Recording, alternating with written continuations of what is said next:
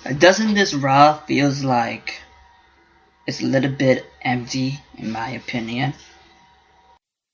Now get the guns, the drugs from my generation. I'll take the fall, the state, and across the nation. And it's a sin, the cause, the fake, the fraud, the messing with me.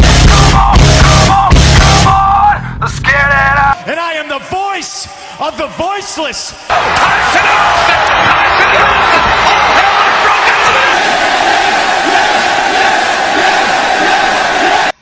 Yo, what's up guys? Welcome to another edition of a wrestling video that I'm about to do for you guys, and let's talk about Raw this past Monday. And I'm gonna be honest with you, I felt like it was a poor show.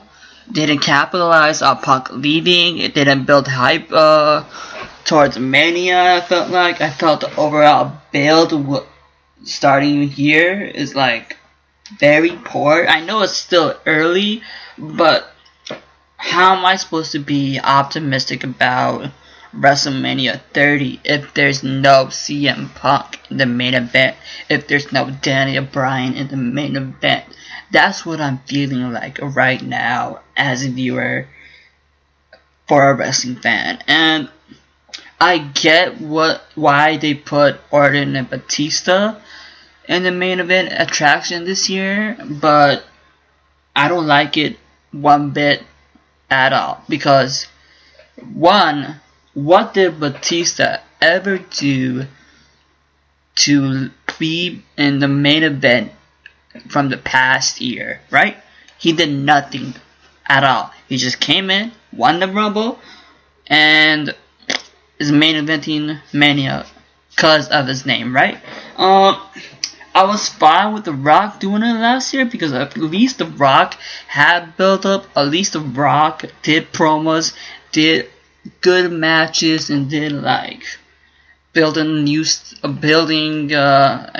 over the stars of the current product. Batista, he's not doing anything. He has a program with I guess Del Rio right now, but really that's just, in my opinion, a filler feud until Mania to make him look strong or something like that. Overall, I think Raw at 3 hours with Punk gone is really starting to show some character development cracks, in my opinion. When we had Punk, we had a lot of characters, but I feel like now, when I see other characters, I'm like, they're more of the same, aren't they? Good guys being good guys, all happy, you know, doing matches, trying to get over with the crowd, but really nobody stands out, in my opinion, of this roster.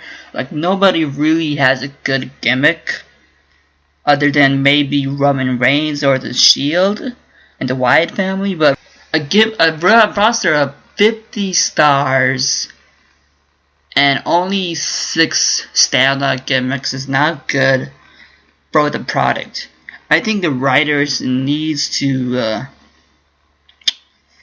get their heads together and come up with gimmicks for these talented wrestlers, obviously, but they're not being used at all. So I don't know. Every time a match comes on, I'm feeling extremely bored, especially with the cage match. I felt like, what happened to cage matches this year or in this era, right? It's like, it's not as good as what they once were back in the day, because I'm really starting to see the same old cage matches, and that's not good for the product. The same tired formula for these matches get very thin, and I feel like I don't know how many more hours I have left for this program, or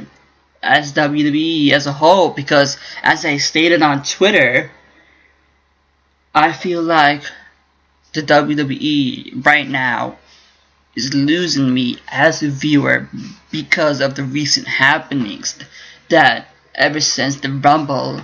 It just, I don't know, the Lex Men said are the best. The WWE and the audience are going in different directions, so I'm right now going in a completely different direction with the WWE, and I feel like, man, I don't know if I can do 3 hours anymore for watching Monday Night Raw every week. Yeah, I know, it's only Pug, don't worry about those other stars, but I just can't do it. I just cannot get invested with these characters because they're so dull, and maybe it's not their fault. The performers are very talented, don't get me wrong, but it's just the way of the booking is getting me going. Oh, I'm banging my head right now because of how bad the booking is. So overall, the only thing worth mentioning about is really, I guess, the main event. It was a really good main event. I'll give them that. The crowd was pretty much dead throughout the night, but Daniel Bryan came out and the crowd went ballistic. The guy is over, so that's gonna happen, and even a dead crowd, he's over. So it's really amazing to see, in my opinion, how over Daniel Bryan is in recent years. So I don't know. I thought the ending was really uneventful. Kane coming out, attacking Bryan. Hello, they were tag team champions for like what, almost a year, or like 6 months, or maybe, and they're just not even mentioning that during the attack. I was like, are you guys aware of this? And they split up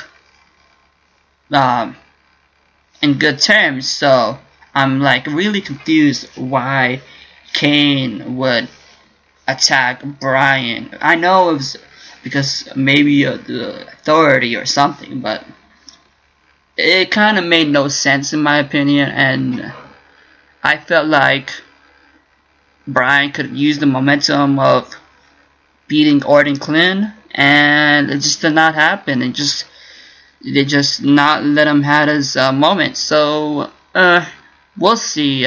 Maybe the build-up will get better for Raw in the next few months, hopefully, because right now I'm not gonna buy Mania for $60-70 because the rumored card is not interesting to me one bit. So yeah, I don't know.